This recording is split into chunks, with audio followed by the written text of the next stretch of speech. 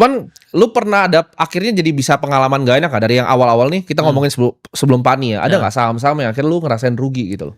Ada gue sih orangnya belak-belakan, gue di Carwe gagal.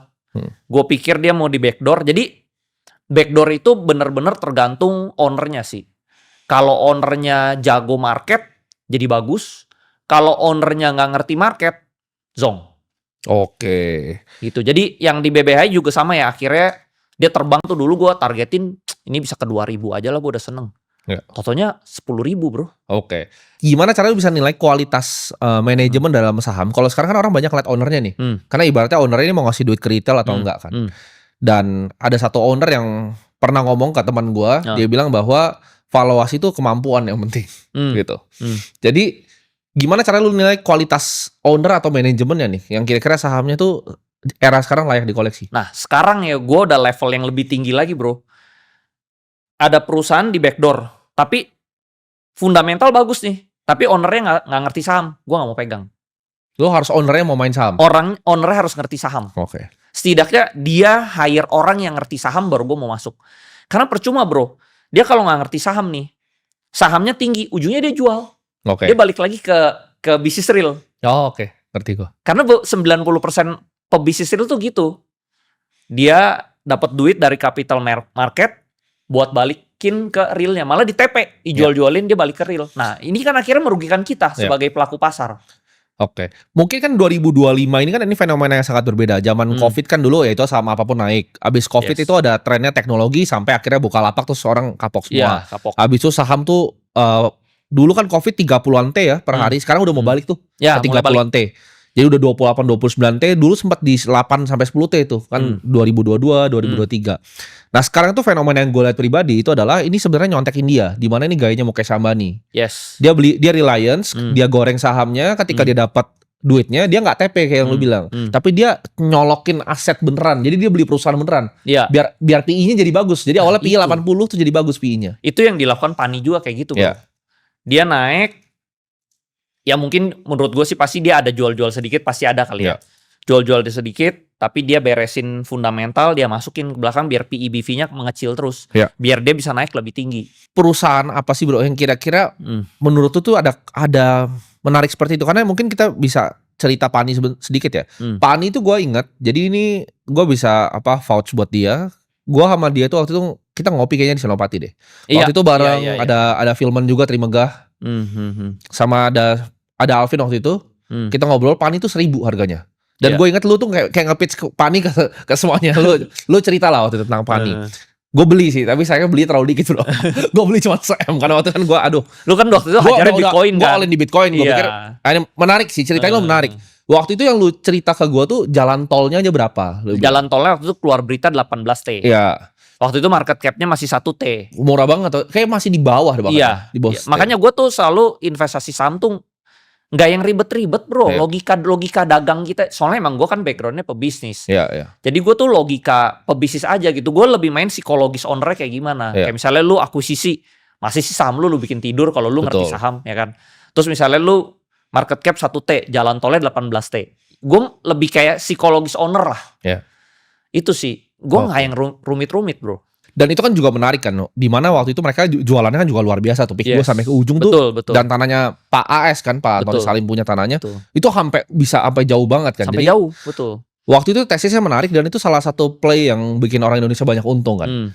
Nah tapi apa yang pertama kali bikin lo decide, oke, ini ide gue mau Pani ini dari mana idenya? Waktu itu gue ada TP Arto, gue ada TP BBHI. Waktu itu duit gue udah puluhan M bro. Nah terus gue bingung, beli apa lagi ya?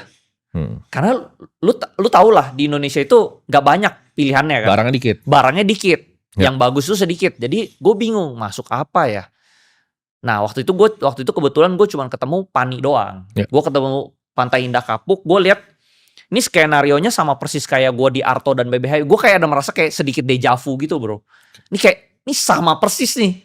Pokoknya nih gue merasa nih Arto di backdoor, RI1, RI2, BBHI di backdoor RI1, RI2. Ini juga sama nih story-nya. Udah ada cerita dia mau RI juga. Di berita waktu itu, gue bukan insider, gue bener-bener Gue waktu itu tuh bener-bener orang misalnya bilang ya, gue insider di PANI.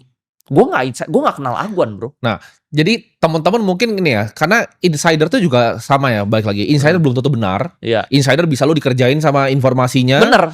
Dan biasanya kita tuh sebagai pelaku pasar tuh bikin due diligence sendiri, bro. Kayak misalnya di luar negeri ya. Kalau riset yang luar negeri udah gila-gila, bro. Yes. Misalnya mau riset data center, dia terbangin drone ke sono, benar-benar mau dilihat. Kan sebenarnya teman-teman kalau mau analisa misalnya contoh ya PANI atau misalnya saham properti lain, ya datang aja ke marketing galerinya, tanya salesnya kan juga dapat informasi. Itu yang gue lakukan. Gue nanya salesnya. Gue datang ke salesnya, gue tanya nih, lahannya dari mana sampai mana nih? Dia cerita tuh dari mana sampai mana ya. Akhirnya gue tau lah nih lahannya masih gede. Terus kan gue bisa tebak-tebak ya, PT-nya apa aja ya. Dari situ gue bisa, oh yang ini udah masuk, artinya yang mana yang belum masuk. Dari situ udah, gue all in lah pokoknya. Waktu itu gue telepon sekuritas lah, bro ini oke nggak masuk PANI? Jangan bro, lu lihat aja semua perusahaan properti nggak ada yang naik. Tapi waktu itu gue kayak nggak tau, conviction gue tinggi banget, gue all in. Semua duit gue Arto BBHI, semua 90% masuk sana.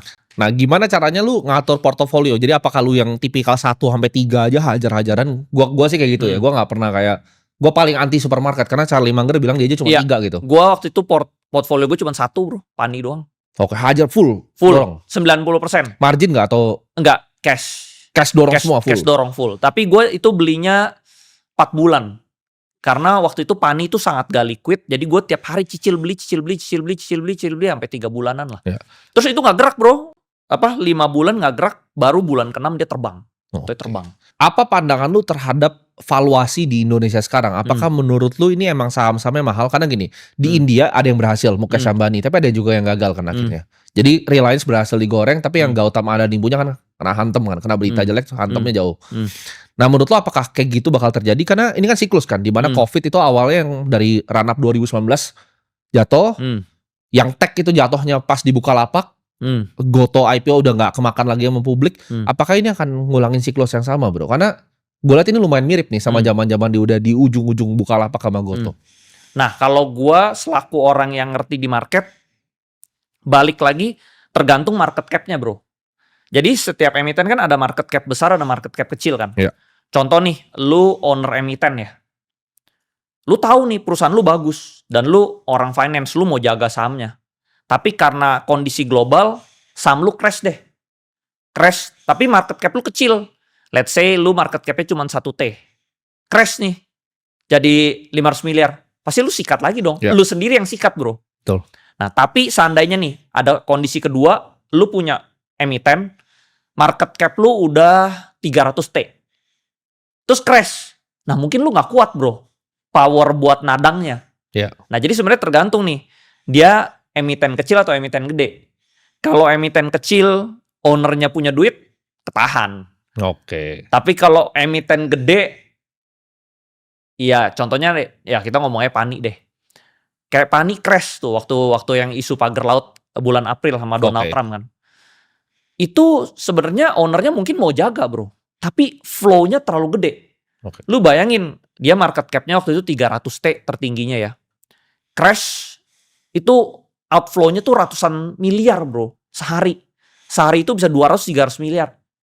Gak kuat lah bro nahannya. Lu butuh duit banyak banget. Buat dorongnya kan? Iya, buat nadahnya duit barang masyarakat juga lu gak kuat. Nah tapi kalau lu market cap kecil, lu kuat. Nah jadi tergantung market cap-nya bro.